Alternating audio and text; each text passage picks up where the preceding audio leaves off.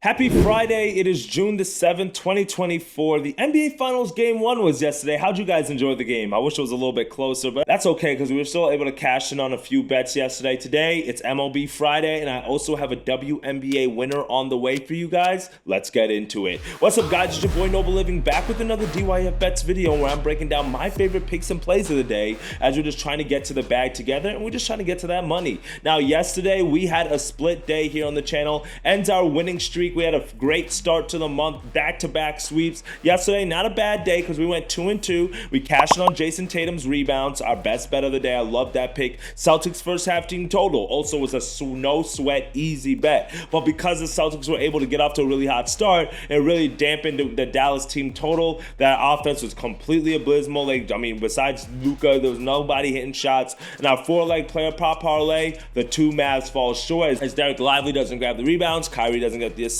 but the other two legs for the Celtics would have hit. So good overall day if you were on the Celtics yesterday, but for us it was a 2-2 day here on the channel. Not too bad. Still a 10-3 start to the month of June. Can't be too mad at that. And today we're going to hopefully keep that momentum going as we've got baseball on the way. We've got a WNBA winner on the way. And you guys saw that WNBA record, right? We still haven't lost a pick yet in the WNBA. Yesterday in the Discord we gave out Angel Reese rebounds, also cashing on that again. So we're going to continue to try to exploit the WNBA as the books continue to give us value. Let's see if we can keep the momentum going there. And for more winners in the WNBA and baseball all summer long, make sure you guys are subscribed to this channel, liking the videos every single day, so this way we can continue to grow the algorithm and get this out to more people. Now let's dive into the best bets for today. For my first best bet of the day, let us head to the baseball card, and we're going to go to a pitching matchup today between two teams, and I think that it's a little bit of an overreaction a little bit because of the two pitchers that's on the mound, and I'm going to go to the Reds and Cubs game, and I'm actually going to go to the first five under 4.5, minus 125. Now, these first five unders have been fairly good to us lately, so we want to keep it going today, and we've got two pitchers on the mound, Justin Steele for the Cubs, Nick Lodolo for the Reds. Nick Lodolo on the year 5-2 with a 3.11 ERA.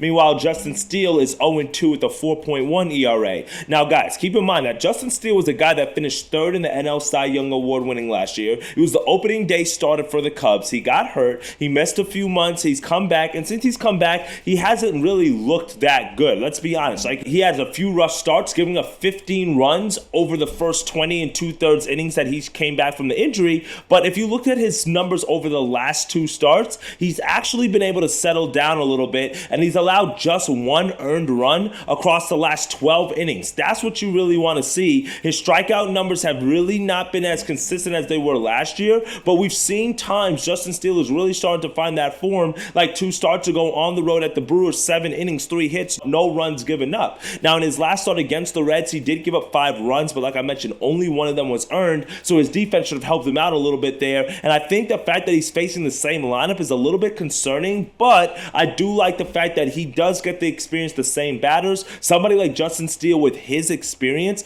that should pay dividends, and that should be something that he should be able to take advantage of. Also, keep in mind here that he's going to have to be really sharp because the Cubs offense has been cold lately. Suzuki, Morel, Hornier, Dansby Swanson, all of their bats have gone cold over the last month, and that's really opposite of what they were looking like in April and May as their offense was on fire. So because I think that offense is not going to score a lot of runs, that's why I like this first 5 under, but I also think Justin Steele is good enough to keep the Reds offense at bay. Now, Nick Lodolo has been awesome for the Reds this year. Like I said, 3.11 ERA across 8 starts. I mean, he's really been solid this year. He's throwing the fastball good. His curveball's been dynamic. And for me, I think Nick Lodolo, we've seen what he can do at times. And he's also facing the Cubs in his second back-to-back start. But last time he faced them, 6 innings, 2 earned runs given up. That's what we need, okay? If he's given up 1 or 2 runs and the Reds score 1 or 2 runs, we're still good. We're still under this key number of 4.5 here. So I like both of the form that both of these pitchers in. I would also lean towards the under 9 as well, as you can take the full game, but I don't want to go with the bullpen here. Just leave it in the hands of the starters. I think both of these guys are going to be good today. Give me the first 5 under 4.5. This might also be a play that you guys want to look at for the Nerfy as well. For my second best bet of the day, let us go to a different type of player prop. I'm going to switch it up a little bit. I'm going to go with a player prop parlay,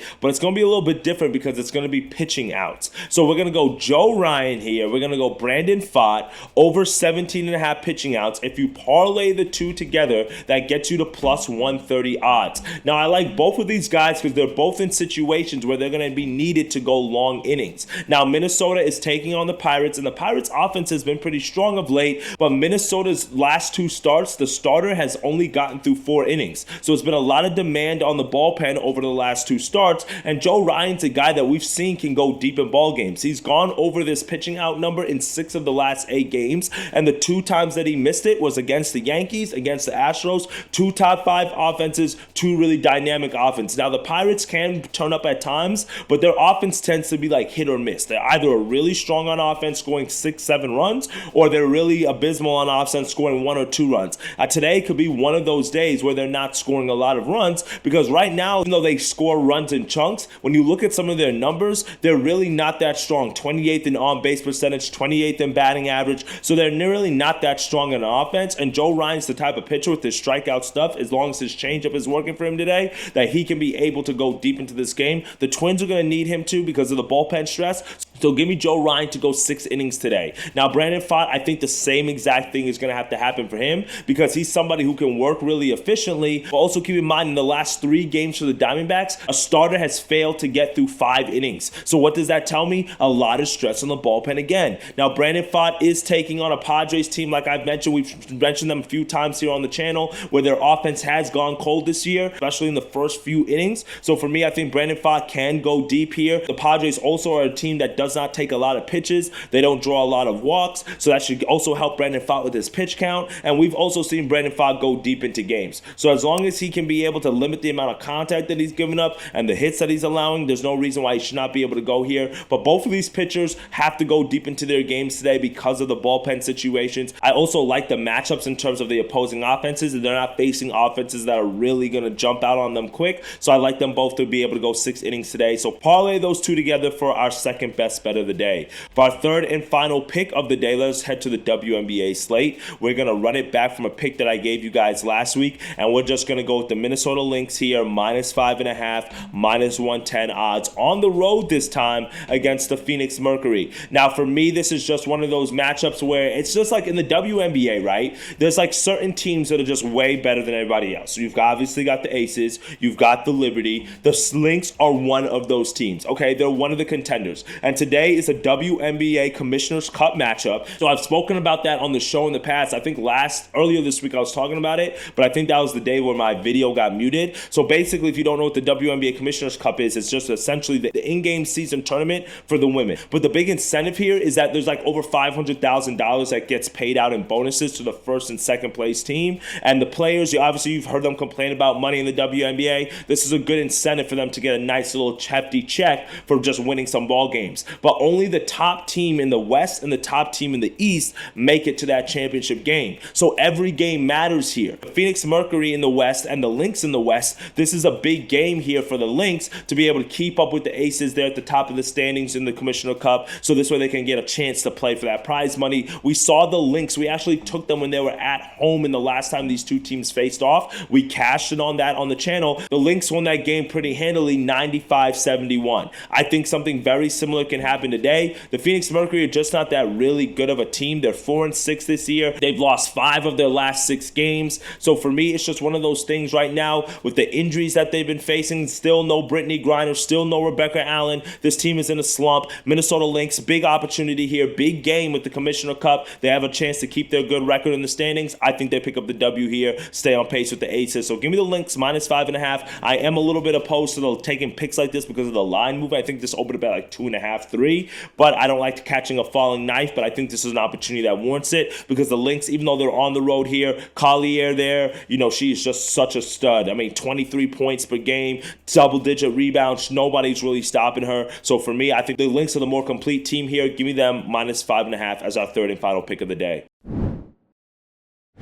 Well, that's it for me today, my friends. 3 best bets, 3 winners that are headed your way on this Friday card. Give me a player prop pitcher parlay. That's a whole lot of P's in there. Between Joe Lyon and Brandon Pfaadt over 17.5 pitching outs, or for them to go 6 innings. Give me the Reds and the Cubs first 5 under 4.5. And give me the Minnesota Lynx on the spread minus 5.5 as our 3 best bets of the day. For more picks and plays I'm choosing throughout the day that I might add to the slate, make sure you click the link in the description, join the free Discord group, and I've got you guys. All right, my friends, appreciate all the love and support. Let's keep the hot month going. Let's see what we can do, and we'll be back tomorrow for another video as always. Appreciate y'all. Let's get to that money, and let's cash it on those bets. Later, gang.